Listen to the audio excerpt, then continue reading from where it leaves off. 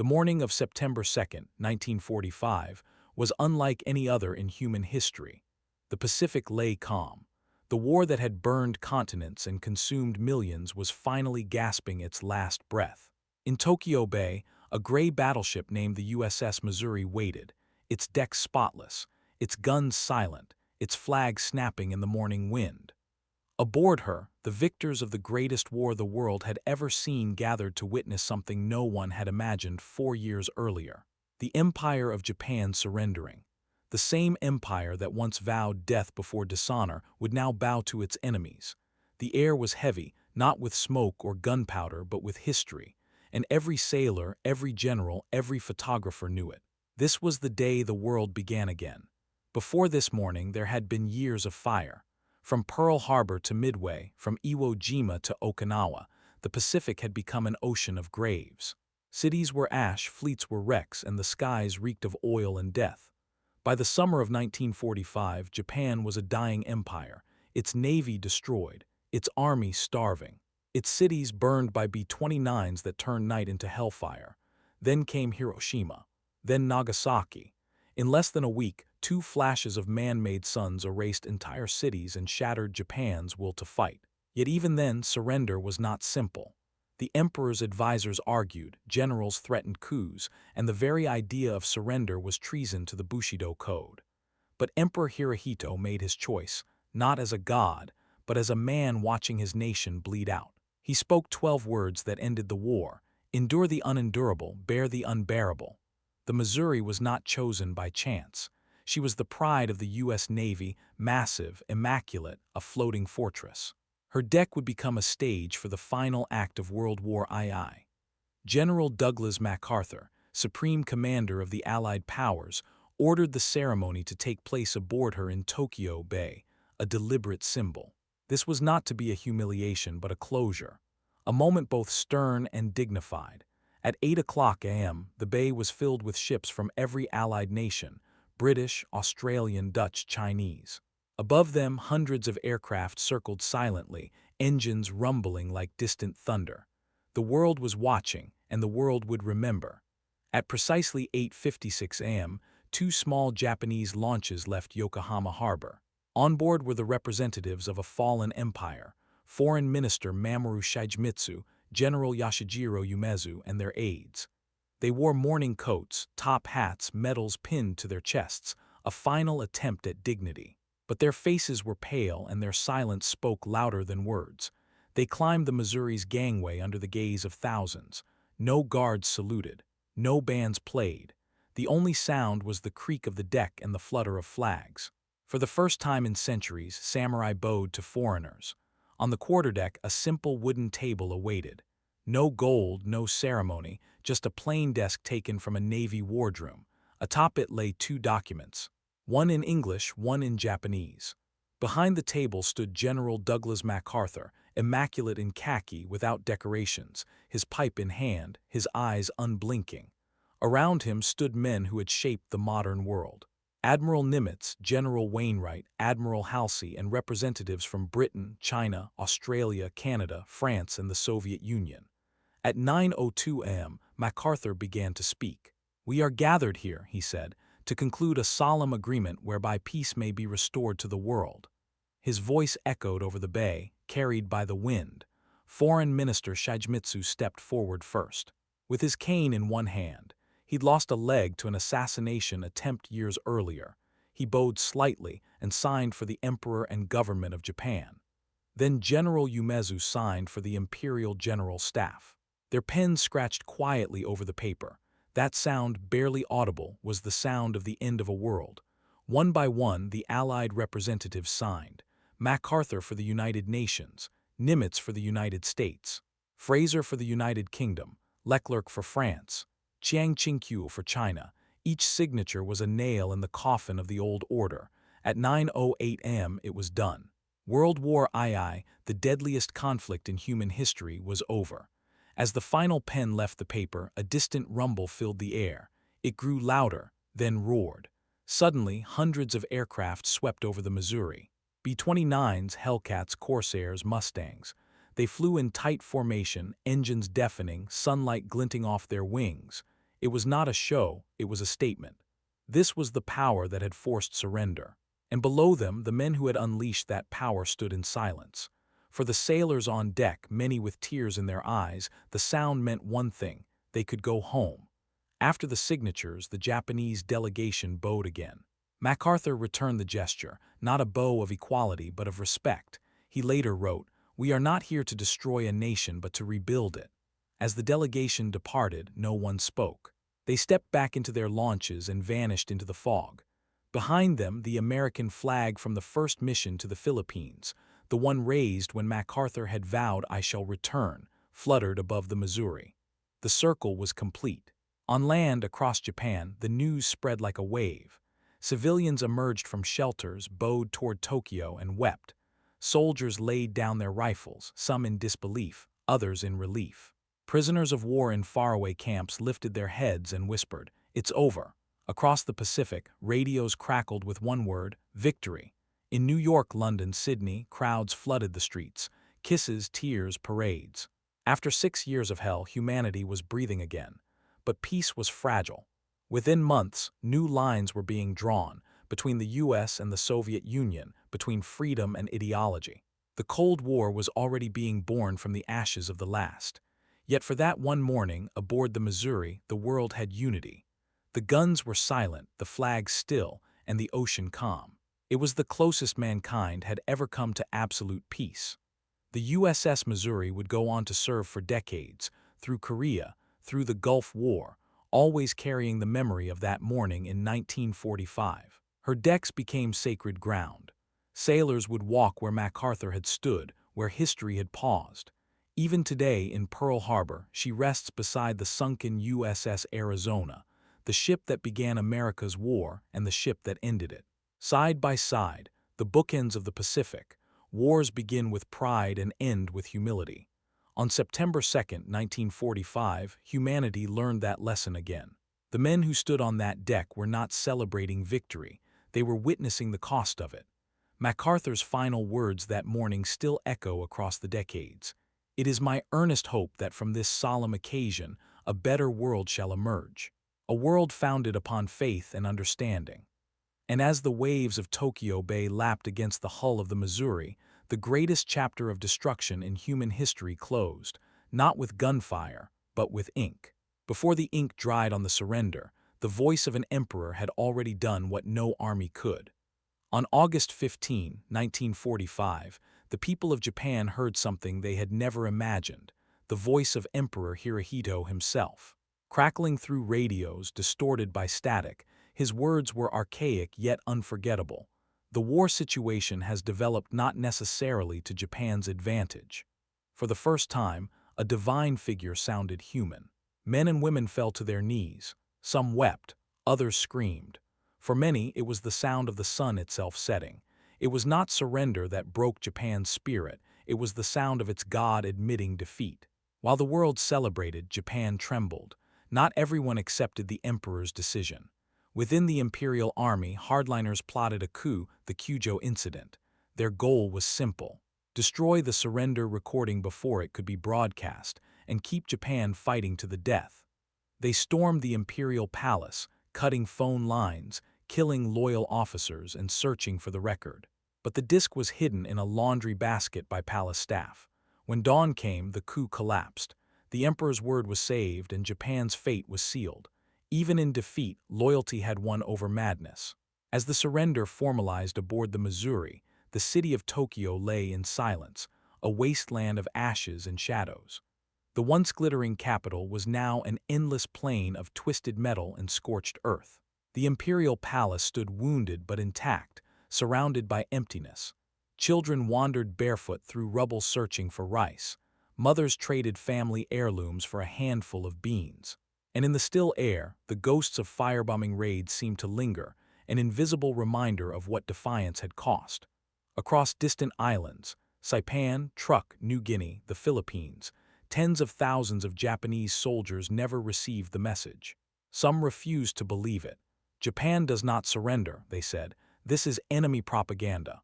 For months, even years, isolated garrisons continued to hold out. They rationed rice, polished rifles, and waited for orders that would never come. Some didn't lay down their arms until the 1970s. The war had ended, but not for everyone. To the Allies, victory was glorious, but also haunting. In the Pacific, soldiers returning home carried more than scars. They carried images they would never speak of: beaches red with blood, jungles echoing with screams, skies filled with burning planes. Many wondered if peace could ever feel real again. They had won, yes, but at what price?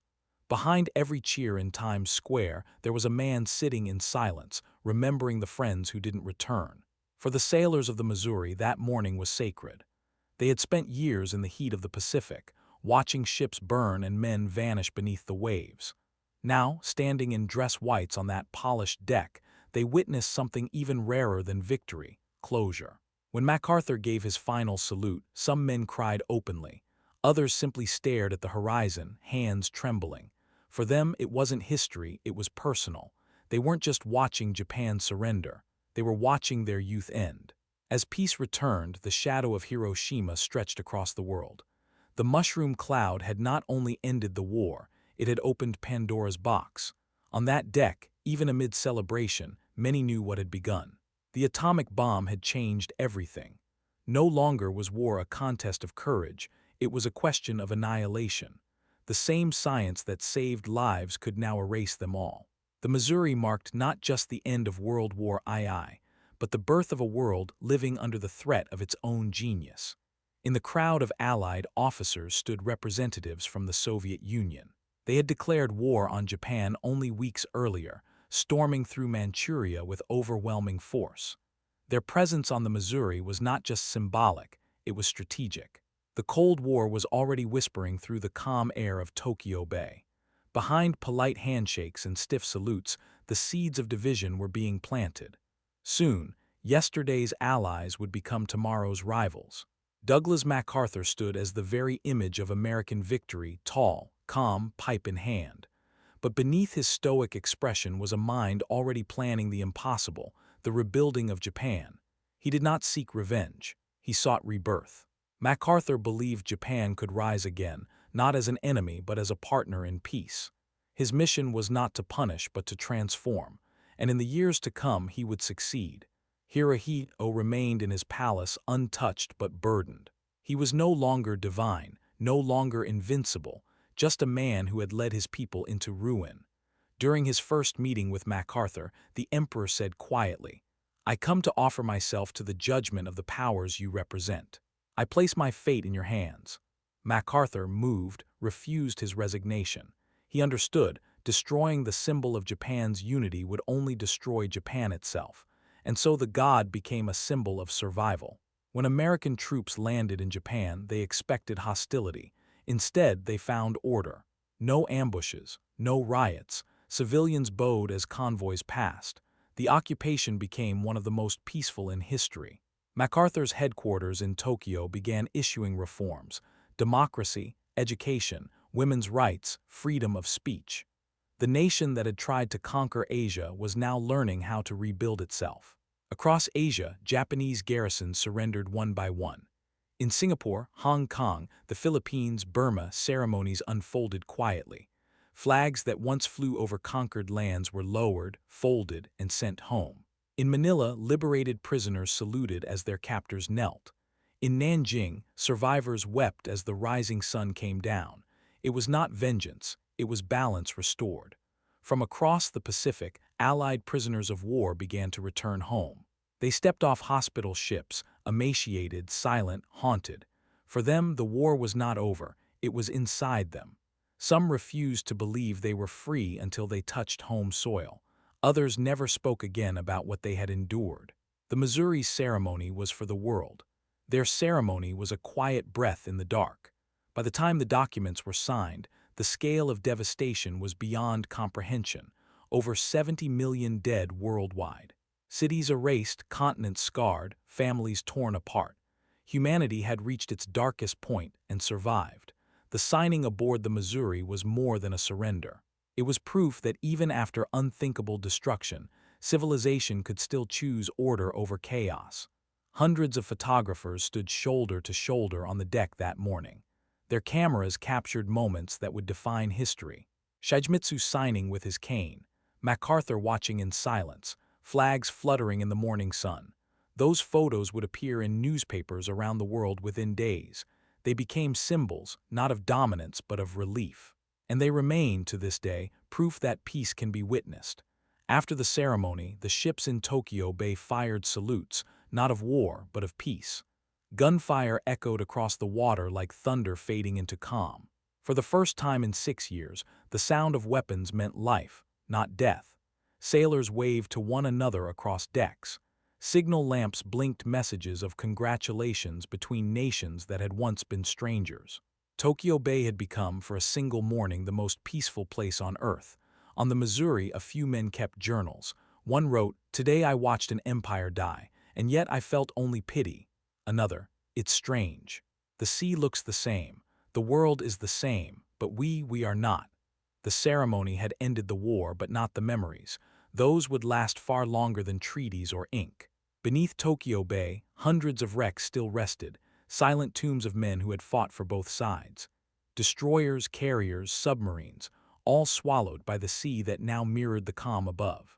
The living stood above the ghosts of the dead, united in one truth: no victory ever comes without loss. From the shores of Yokohama, Japanese civilians watched through binoculars and tears. They saw the Allied fleet stretching to the horizon, a forest of masts and flags. Some felt shame, others felt relief. To them, the Missouri was not a stage of humiliation, it was a door to survival. And when they heard the aircraft roar above, they did not hide. For the first time, the sky brought no fear.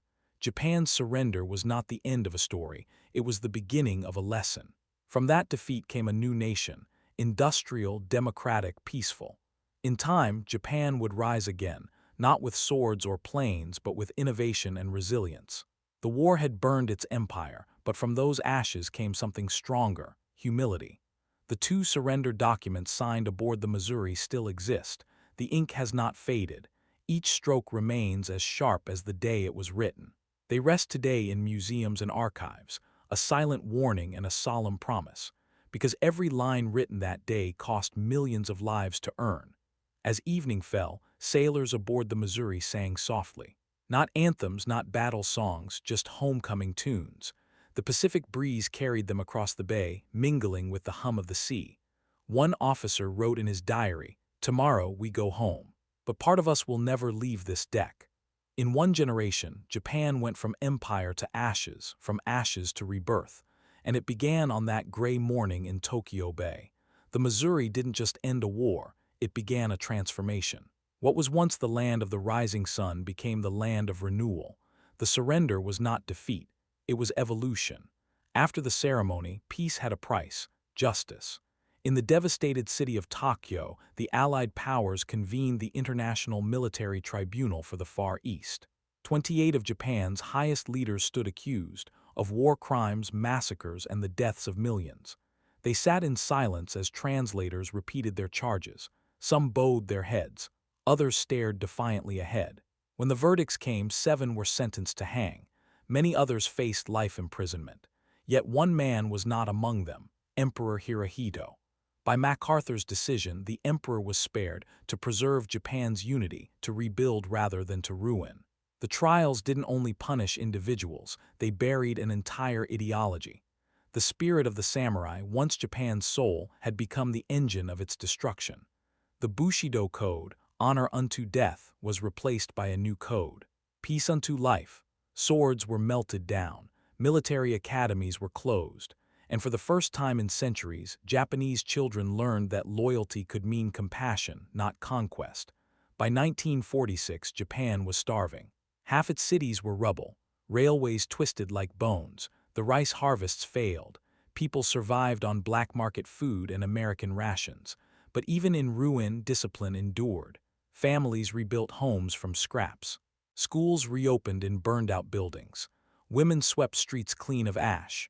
Japan was beaten, but not broken. In a quiet meeting at the Imperial Palace, General MacArthur and Emperor Hirohito met again. The emperor bowed deeply, breaking centuries of protocol. MacArthur, 6 foot tall and stern, stood still. No translators, no generals, just two men who understood that their fates were now tied. Hirohito's divine power had ended. MacArthur's divine duty had begun. That photograph, MacArthur towering beside the humbled emperor, was banned in Japan for months. To the world it showed victory. To Japan it showed rebirth. Under MacArthur's direction, a new Japanese constitution was drafted in 1947. It banned war forever. Article 9 declared, "The Japanese people forever renounce war as a sovereign right of the nation." The sword had been traded for the pen. Parliament replaced generals, women gained the right to vote, and the emperor, once divine, became the symbol of the state. It was the most radical transformation in modern history. U.S. soldiers became an everyday sight on Japanese streets, yet there was no hatred, only curiosity. Children followed them, fascinated by their uniforms and chewing gum. Markets bloomed around American bases, selling souvenirs and smiles. A new phrase entered Japanese slang, MacArthur-san.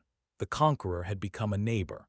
By the early 1950s, Japan's ruined factories began to hum again. Steel mills, car plants, and textile workshops rose from ashes. With American aid and Japanese discipline, the nation turned rubble into productivity. The same hands that had built war machines now built radios, sewing machines, and bicycles. Soon, the world began to see something no one had predicted. The defeated empire was becoming an economic miracle. In the old Japan, women were silent. In the new Japan, they became the backbone of recovery. They filled offices, classrooms, hospitals, and homes. Many were widows, raising children alone amid ruins. One American officer wrote, "The Japanese woman rebuilt this country with her bare hands and quiet strength." It was true, without them, no constitution or aid could have saved Japan. Even as the nation rebuilt, the shadows of Hiroshima and Nagasaki refused to fade. Survivors, hibakusha, walked with scars both visible and invisible. They became living reminders of the cost of pride. In Hiroshima, a flame was lit, the peace flame. It still burns today and will burn until the last nuclear weapon on Earth is gone. A generation grew up surrounded by ruins but guided by hope. They studied in bombed-out schools, ate in soup lines, and dreamed of something their parents had never known: peace. They would become engineers, scientists, and leaders of a new Japan. From their resilience rose companies like Sony, Toyota, and Honda. The same spirit that once built battleships now built the future. Meanwhile, the USS Missouri continued her duty. She became the silent guardian of a world she helped create. From the Pacific to Korea to the Persian Gulf, her guns thundered again, not in conquest but in defense. Sailors still called her Mighty Mo, but to historians, she was something else entirely. The deck where humanity decided it had killed enough of itself. Each year after the war, on September 2nd, a small ceremony took place aboard the Missouri. Veterans gathered in silence, laying wreaths on the very table where Japan surrendered. Some were Americans, some were Japanese, all were old men now united by memory. When they saluted, there was no hate, only respect. Enemies once, brothers forever. During the occupation, Japan's radios filled once more, not with propaganda but with jazz. American swing echoed through Tokyo's ruins. It was strange, joyous, alive. Music became a bridge where words had failed. Soon, Japanese artists began composing again, pianos and violins rising where once cannons had roared. The sound of peace was not silence. It was jazz. In the Pacific, small Japanese garrisons continued to surrender, one after another. On islands like Peleliu, Truk, and New Britain, soldiers emerged from the jungle thin, sick, still in uniform. Some cried when they learned the war had ended years ago. They bowed to their captors, ashamed but grateful to be alive. For them, the surrender was not September 2nd, 1945. It was the day they stopped hiding from ghosts. Even after peace, mines littered the sea. Ships sank months after the surrender. Fishermen vanished where battles once raged. The Pacific still claimed lives long after the guns fell silent. It was as if the ocean itself demanded tribute for the blood it had carried. In American cities, veterans built memorials. In Japan, survivors built shrines. In both nations, fire became symbol and warning. Candles, torches, eternal flames, all saying the same thing: never again. The world had touched the edge of extinction and stepped back barely. When Japanese soldiers came home, many found nothing left. No house, no family, no farm. Some wandered for months, unable to adapt to peace. Others joined the workforce, silent and stoic, rebuilding the cities they once swore to die for. They didn't speak of the war. They simply worked, because work was the only way to forget. Across the Pacific, American troops returned to parades and banners, but not all returned whole. PTSD had no name yet. Men who had stormed beaches now struggled to sleep. The war had been won, but its echoes haunted them for life. Their children would grow up beneath their silence, never knowing what their fathers had seen. By 1948, the Tokyo trials concluded. Justice had been delivered, but not satisfaction. Some called it too lenient, others too harsh. In truth, no punishment could ever balance the scales of such a war. As the gallows creaked, history closed its courtroom. But the lessons written there would echo through generations. By the early 1950s, the world that had united against tyranny was now divided by ideology. The United States and Soviet Union faced each other like two loaded guns. Japan, caught in between, became the front line of democracy in Asia. Its surrender had made it a symbol. Its rebirth would make it a fortress. By the 1960s, Japan was unrecognizable. Neon lights, bullet trains, and factories humming day and night. The nation that once fell to ashes now led the world in technology and efficiency. It had conquered again, but this time through discipline and innovation. The same will that once built tanks now built televisions. After decades of service, the USS Missouri was retired in 1992. She was moored in Pearl Harbor, facing the wreck of the USS Arizona. The ship that began the war and the ship that ended it, together at last. Every visitor who walks her deck still stands where empires ended and peace began. On the 50th anniversary of the surrender, veterans from both sides met aboard the Missouri. An old Japanese pilot shook hands with an American gunner. They spoke little, but their silence said everything. They had seen the same sky, fought the same fear, and lived long enough to forgive.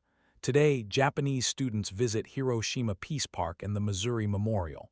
They learn not of glory, but of consequence. Teachers tell them. These ruins are not shame, they are lessons. The generation born of war became the generation that taught peace. The wooden table used for the signing still exists. It sits beneath glass, smooth from time and reverence. When visitors see it, they whisper, not out of fear but awe, because that plain piece of furniture held the weight of the world once, and it didn't break. September 2nd, 1945 was more than a date, it was a sunrise. The world had gone through its darkest night and the light was finally returning. But like all dawns, it came with silence first. The silence of understanding, the silence of survival, the silence of peace. MacArthur's final broadcast echoed across the world. Let us pray that peace be now restored to the world and that God will preserve it always.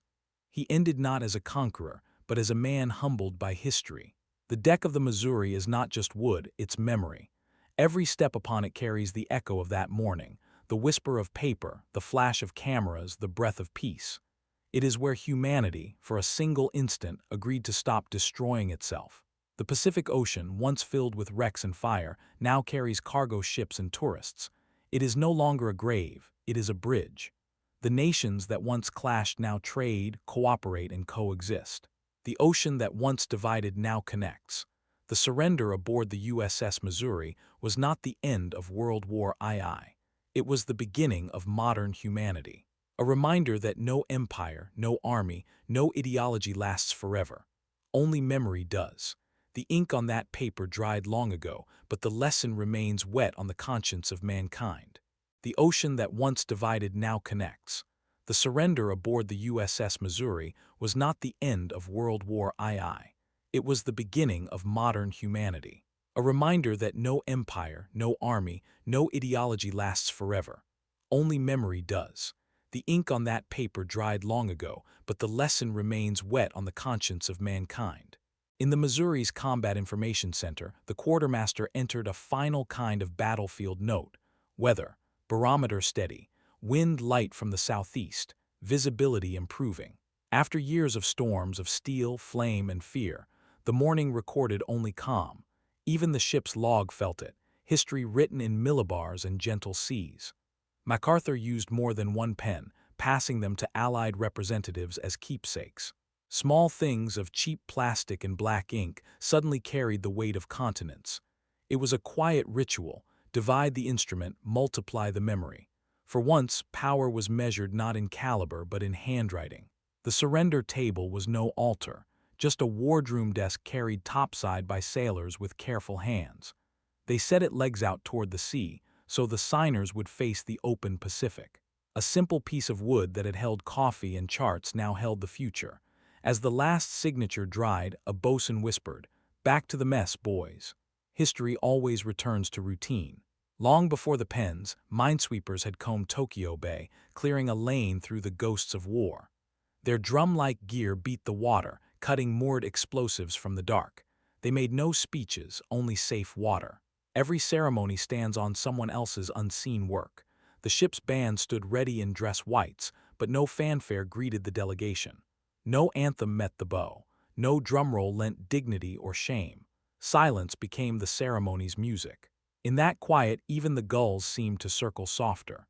Between languages stood a thin line of men with headsets, interpreters who traded nouns for nuance. One misplaced verb could equal insult. One softened phrase could save a face. They were the anonymous architects of respect. Wars begin in miscommunication. Peace requires translation. A Navy chaplain kept a small Bible folded open in his breast pocket. No formal prayer was ordered. The day itself seemed holy enough. Later, he wrote in his diary, "There are psalms that fit cannon fire, but today the sea was our liturgy." No pilot from Midway stood at the rail. No Marine from Tarawa leaned on the gunwale. They were ash on coral reefs, names carved into bronze, frames in mothers' homes. The surrender belonged to them most of all, and to every empty chair that would never pull up to a dinner table again. Destroyers formed a living ring around the Missouri, their wakes braided like white rope. On each, watchtenders scanned the shoreline, not from fear, but from habit that war had drilled into bone. You don't unlearn vigilance in a morning. Peace is a skill you must practice. Cameramen jockeyed for angles, film canisters warm in the sun. They captured everything: the cane, the signatures, the faces that tried not to feel. Hours later, in darkrooms far from Tokyo, images would swim up in chemical light. The day peace found a deck. On nearby command ships, radio men bent over typewriters, fingers chasing the second hand. Bulletins leapt the Pacific in dots and dashes, crossed cables, leapt oceans.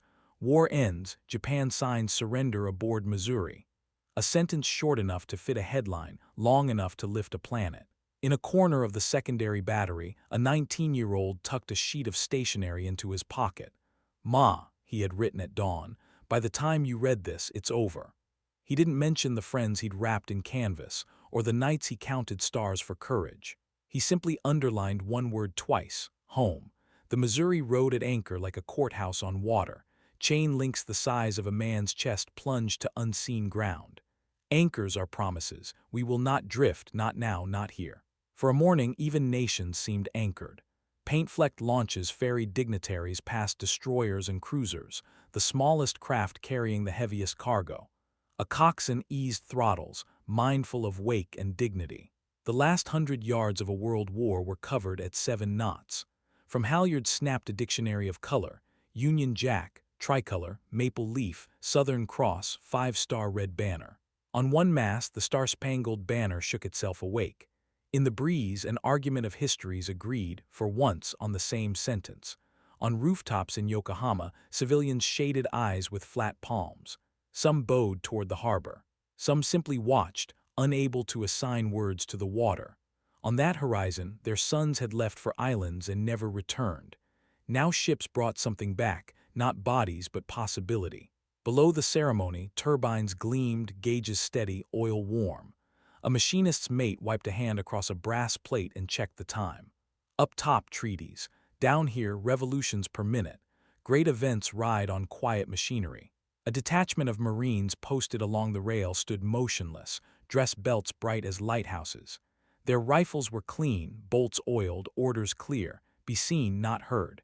They had been the last line on beaches. Now they were ceremony's straight spine. Discipline looks the same in war and peace. No taps was sounded, No reveille, either. The day required neither farewell nor awakening. It needed something rarer, a pause in which the world could hear itself breathe. By mid-morning, cloud broke like an old habit. Light ran along the teak, climbed turret steel, lit faces into human again. The deck warmed, spines unstiffened. Pens dried. Weather is the world's oldest blessing. Minutes after the last bow, a message sped toward headquarters. Instrument signed 908 local. Allied representatives completed. Proceeding as ORDERED. So the end of a global storm fit in a cable you could fold. Victory stamped and rooted. Behind warships waited freighters, their holds packed with wheat, medicine, fabric, hope. They would unload into a hungry nation where rice bowls had become heirlooms. Rations would become recipes. Reconstruction begins at the mouth. In Tokyo, teachers swept broken glass and chalked lessons on doors laid across crates. Arithmetic returned before roofs did. Children bent over slates where bomb shadows still stained the floor. Peace writes itself first in a child's hand. Soup kitchens formed rivers of patience along ruined streets. A ladle, a nod, a tin cup. One boy bowed to the American behind the counter, the American bowed back. In that exchange, conquest became contact. On island ridges, cemeteries faced the same horizon ships had crossed. White crosses, simple stars, occasional kanji on wooden tablets. Wind moved through them with a sailor's cadence. The geography of sacrifice is always elevated. Far from the bay, wire gates swung on tired hinges. Gaunt men stepped into sunlight and raised hands over their eyes. They saluted no flag, they saluted daylight. Liberation often looks like squinting. The Missouri's deck was old teak, oiled and scrubbed, scarred by salt and boots. Teak forgets nothing. It holds the pressure of footsteps long after the men disembark. Some stains never lift: coffee, varnish, tears. A ship is a memory with a hull. A yeoman slid blotting paper across the signatures, lifting mirrored ghosts of names. He tucked the sheet into a folder as carefully as a flag. Even the ink's echo had value now. History keeps its carbon copies. In months to come, artists would return to the moment. The cane, the cap, the quiet. Poems would find meter in radio static. Canvases would borrow the color of steel water. For once, art did not glorify war. It framed a silence and called it human. As the Japanese launch turned for shore, one delegate glanced over his shoulder, a brief, private farewell to empire. Behind him, the Missouri rose steady as a verdict. Ahead, a nation waited to learn a new vocabulary. Vote, rebuild, forgive. The bay closed its small ripples and kept the morning. Vu adicionar mais 10 blocos mantendo o mesmo estilo poético e contemplativo. Below decks, before dawn, the galley had prepared a breakfast no one would eat. Trays of eggs went cold, coffee turned bitter in steel urns. The cooks understood, history has no appetite. They scraped plates into the sea hours later, watching scrambled eggs dissolve into foam. Fed the ocean instead, one muttered. Even waste felt ceremonial that day. On the bridge wing, the ship's compass pointed true north, unshaken by ceremony or consequence. Magnetic north cares nothing for treaties. It pulls its needle through peace and war alike, indifferent as time. A young ensign traced the rose with his finger and thought, "This is the only thing aboard that hasn't changed." Navigation continues, always. After the delegation departed, a deck officer noticed scuff marks, black rubber on pale teak. The cane had left small dents. Leather soles had pressed their grain into the wood. He considered ordering them scrubbed away, then stopped. "Leave them," he said quietly. "Footprints are proof someone walked toward peace." In the communications shack, radios buzzed with distant traffic, convoys reporting positions, weather stations calling hourly. But for 10 minutes during the signing, operators had muted everything. The airwaves went silent by choice. Even electricity seemed to bow its head. When transmissions resumed, one radio man whispered into his log, "Silence observed, all frequencies." A Marine orderly collected spent coffee cups after the ceremony, 18 in total. Some still warm, others untouched. He rinsed them in a bucket, stacking them with the same care he'd once loaded ammunition. Cleaning is the first peacetime discipline. Wars end with ink, days end with soap. In the chart room, a navigator penciled the ship's position: 35 degrees 21, 139 degrees 45. Tokyo Bay, September 2nd, 908 hours. He circled it twice, then wrote in the margin, "War ends here." That single coordinate would appear in textbooks, repeated in classrooms, whispered by tour guides. Geography becomes scripture when history kneels upon it. In footlockers across the fleet, unopened boxes held medals, ribbons for campaigns not yet closed, commendations not yet pinned. After the ceremony, quartermasters began distributing them. Men turned them over in calloused palms, reading citations they'd never believed they'd survive to receive. Some cried, most just nodded. Medals are heavier in peacetime. When the aircraft finished their flyover, the sky emptied back to blue. Contrails dissolved like chalk on a wet board. Seagulls returned, cautious, circling lower. The bay exhaled. A gunner's mate, shading his eyes, said to no one in particular, "Didn't think I'd ever see a sky that quiet again." Peace sounds like wind without engines. In a small office aboard a nearby cruiser, a clerk sealed an envelope containing film negatives, the first images of the surrender, bound for Washington. He wrote on the outside, "Urgent, historical." Then he paused and added in smaller script, "Handle carefully, this is everyone's mourning." Even bureaucracy felt sacred. As the sun climbed higher, the line between sea and sky sharpened into clarity. For years, that horizon had been burning, ships aflame, planes spiraling, men lost beyond it. Now it was just distance again, just water meeting air. A chaplain standing at the rail opened his notebook and wrote a single sentence. Today, the horizon stopped being a grave and became a destination. The world had turned its face toward tomorrow.